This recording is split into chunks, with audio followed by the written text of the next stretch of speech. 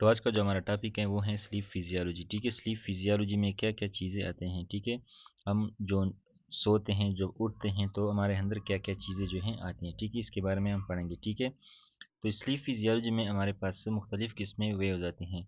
और we do EEG, electrocardiogram, electroencephalogram is done for the electroencephalogram. ठीक है, electro इंसेफेलोग्राम जो है हम करते हैं किस चीज़ के लिए? स्लीप के लिए। ठीक है ना, इलेक्ट्रो इंसेफेलोग्राम।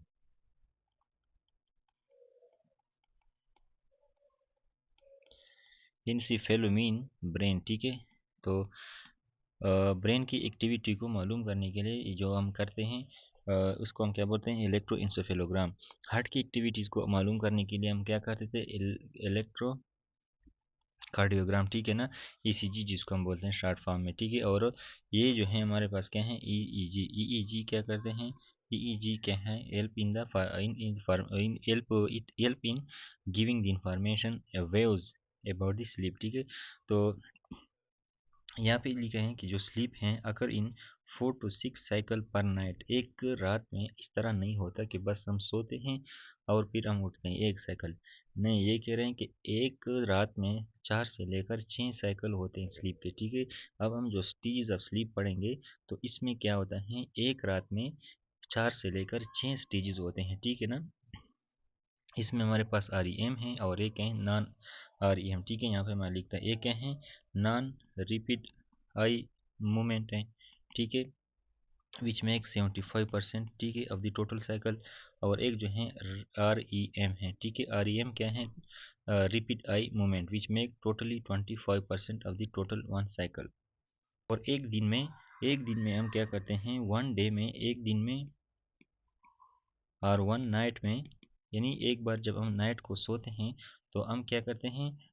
4 से लेकर 6 जो है साइकिल हम कंप्लीट करते हैं। ठीक है ना, 4 to 6 sleep cycle we complete. ठीक है, तो इसमें ये होता है। ठीक है, लेट्स फॉर एग्जांपल 8 घंटे हम सोते हैं। ठीक है, अब यहाँ पे इस 75 और 25 से ये क्या ज़ाहिर होता है? ठीक है, लेट्स फॉर एग्जांपल अगर हम 8 घंटे सोए 8 आवर स्लीप के दौरान। ठीक है, if we sleep for 8 hours. ठीक है ना, अगर हम 8 घंटे के लिए सोए, ठीक है ना, 8 घंटे के लिए अगर हम सोए तो क्या होगा?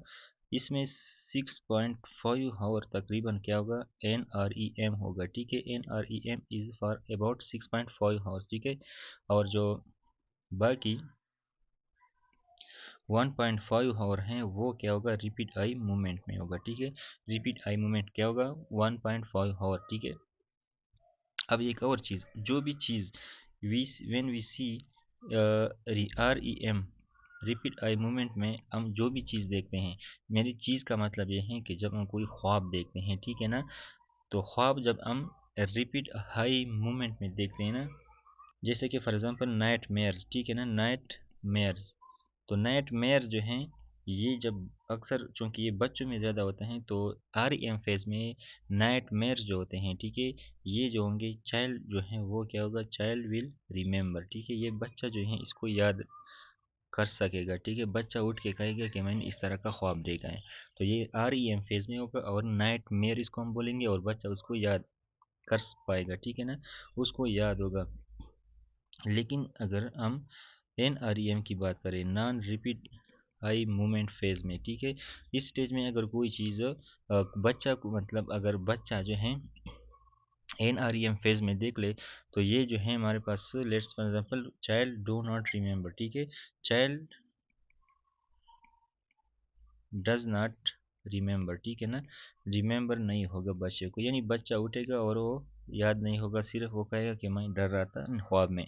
तो नाइट टेरर्स जो होते हैं वो होते हैं। ठीक है, नाइट टेरर्स। ठीक है, NREM फेज में क्या होते हैं? नाइट टेरर्स इसको हम बोलते हैं। ठीक है, नाइट टेरर, टेरर मीन ऐसा ख्वाब जो डरा है। ठीक है, बच्चे को डराएगा लेकिन बच्चा जब उठेगा तो क्या होगा? उसको कोई पता नहीं होगा। ठीक है, इसके बाद REM फेज़ में जो भी चीज़ होगा वो REM फेज़ में जो है लॉन्ग टर्म मेमोरी जो है वो प्रोसेस होती है। ठीक है, इन REM phase long term memory processing होकर। ठीक है ना, इन REM फेज़ में processing of long term memory will occur. Long term memory जो है वो REM फेज़ में होती है। ठीक है, प्रोसेस।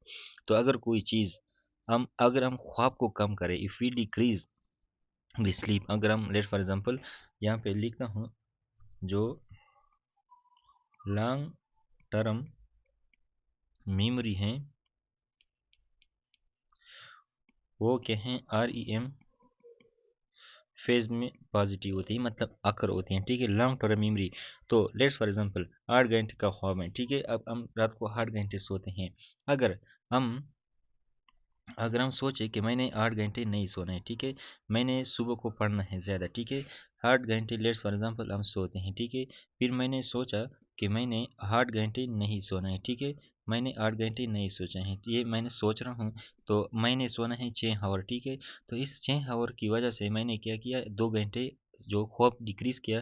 तो वो कौन सा ख्वाब डिक्रीज़ किया, वो मैंने REM फेस का ख्वाब डिक्रीज़ किया है, न कि NREM का, ठीक है ना। तो जब मैंने REM फेज़ का ख्वाब जो है या नींद जो है डिक्रीज़ किया, तो REM को मैंने क्या किया, डिस्टर्ब किया, ठीक है। इसको मैंने क्या किया, डिस्टर्ब, REM को डिस्टर्ब किया। अब REM में क्या होता है, लॉन्ग टर्म मेमोरी होती है ना, लॉन्ग टर्म मेमोरी, ठीक है। तो मैंने तो इस ख्वाब जो मैंने सुबह को पढ़ने के लिए रात का नींद कम किया, ठीक है ना। तो मैंने REM को क्या किया, डिस्टर्ब किया। तो REM को डिस्टर्ब करने से मैंने क्या किया, लॉन्ग टर्म मेमोरी को क्या किया, डिस्टर्ब, ठीक है। तो मैं जो पढ़ता हूँ वो मुझे याद नहीं होता। अब मैं रात को कम सोता हूँ, दिन को ज़्यादा पढ़ता हूँ, लेकिन चूँकि मेरा ख्वाब पूरा नहीं है, मेरा नींद खूब पूरा नहीं है, तो इसका कोई फ़ायदा नहीं रहता, क्योंकि मेरा लॉन्ग टर्म मेमोरी क्या है, डिस्टर्ब है। तो मैं चीज़ें तो ज़्यादा पढ़ूँगा, ठीक है, लेकिन मुझे याद नहीं रहेंगे, क्यों? क्योंकि मैंने नींद कम किया है। तो नींद का फ़ायदा ये है कि REM जो है, ज़्यादा नींद का, ज़्यादा मतलब 8 घंटे नॉर्मल होते हैं, तो इसमें REM जो होता है नॉर्मल होता है, और फिर क्या होता है, लॉन्ग टर्म मेमोरी जो है वो स्टोर हो जाती है। तो ये बात याद रखिए कि कभी भी सुबह को पढ़ने के लिए रात की नींद कम ना करें 8 या 7 घंटों से, क्योंकि REM डिस्टर्ब हो जाता है, और जब REM डिस्टर्ब हो जाए तो फिर क्या होता है, वो चीज़ जो हम पढ़ते हैं वो हमें याद नहीं रहता, ठीक है। तो that is very very important. तो यहाँ पर हम आते हैं, उन्होंने जो यहाँ पे लिखा है स्टेजेस से पहले यहाँ पे, तो sleep occur in 4 to 6 cycle, ठीक है ना, पर नाइट ईच लास्टिंग, अर्थ जो साइकिल हैं every cycle last for about 90 minute, ठीक है। हर साइकिल जो है 90 मिनट होता है, and consist of 2 main stages, ठीक है। कौन कौन से 2 stages, one is NREM and second is REM, ठीक है। नॉन रिपीट आई मूवमेंट, ठीक है, which is called as non REM sleep, ठीक है, NREM। And the other is repeat eye movement, ठीक है, which is REM sleep, ठीक है। And duration of REM sleep increase through the night, ठीक है ना। ये जो है ड्यूरेशन इसका इंक्रीज हो जाता है। अब इसके बारे में यहाँ पर उन्होंने कुछ चीज़ें लिखी हैं दैट यू शुड रिमेंबर। ये क्या है, स्लीप वेक साइकिल, जिसको हम क्या बोलते हैं, सर्कीडियम रिदम भी बोल सकते हैं। यानी दिन में हम जो चीज़ें करते हैं, सोते हैं उठते हैं, इसको हम सर्कीडियम रिदम बोलते हैं। स्लीप वेक साइकिल यानी सोते हैं और उठते हैं, वो वाला जो cycle it is regulated by circadian rhythm, ठीक है ना, which is driven by suprachiasmatic nucleus, CSCN of hypothalamus, ठीक है।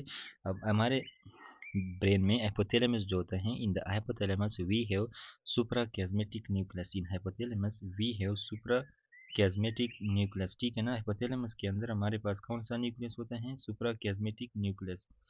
तो जो सुप्रा कैस्मेटिक न्यूक्लियस हाइपोथैलेमस के अंदर होता है, वो न्यूक्लियस कंट्रोल करता है सर्कीडियम रिदम को, ठीक है। That nucleus control the circadian rhythm, ठीक है ना। तो वो न्यूक्लियस क्या करता है, सर्कीडियम रिदम को कंट्रोल करता है, ठीक है। The nucleus that control the circadian rhythm, ठीक है। अब यहाँ पे क्या है, कुछ चीज़ें उन्होंने लिखे हैं, लो लाइट। अगर हमारे पास लाइट लो है, लो लाइट कंडीशन, अगर लाइट कंडीशन हमारे पास लो है तो decrease suprachiasmatic nucleus activity. Let's for example यहाँ पे मैं अपना लिखता हूँ, अपना समझाता हूँ, ठीक है ना। Let's say for example we have suprachiasmatic nucleus, हमारे पास सुप्रा कैस्मेटिक न्यूक्लियस है, ठीक है ना, सुप्रा कैस्मेटिक न्यूक्लियस, ठीक है। ये जो है let's say for example we have, यहाँ पे मैं ड्रा करता हूँ, ठीक है, we have suprachiasmatic nucleus. अब जो सुप्रा कैस्मेटिक न्यूक्लियस हैं, ठीक है, ये न्यूक्लियस क्या करते हैं, ये जो है लाइट के लिए क्या है, सेंसिटिव है। Let's for example it is inhibited, suprachiasmatic nucleus जो है ये इनहिबिट होगा इफ़ लाइट इज़ मोर, अगर लाइट जो है ज़्यादा होगा, ठीक है। अगर लाइट ज़्यादा होगा तो सुप्रा कैस्मेटिक न्यूक्लियस क्या होगा, इनहिबिट होगा, ठीक है ना। इफ़ लाइट इज़ मोर, अगर लाइट ज़्यादा है, ठीक है, तो सुप्रा कैज़मेटिक न्यूक्लियस जो है वो क्या होगा, इनहिबिट होगा, ठीक है।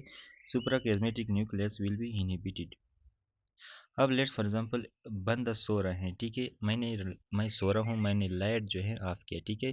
तो मैंने जब लाइट ऑफ किया तो लाइट को क्या किया, मैंने डिक्रीज किया, तो सुप्रा कैज़मेटिक न्यूक्लियस एक्टिवेट हो गया, ठीक है। तो ये सुप्रा कैज़मेटिक न्यूक्लियस जब एक्टिवेट होता है तो ये क्या करता है, नॉन एपिनेफ्रिन को रिलीज करता है, ठीक है। नॉन एपिनेफ्रिन को क्या करता है, रिलीज करता है, ठीक है।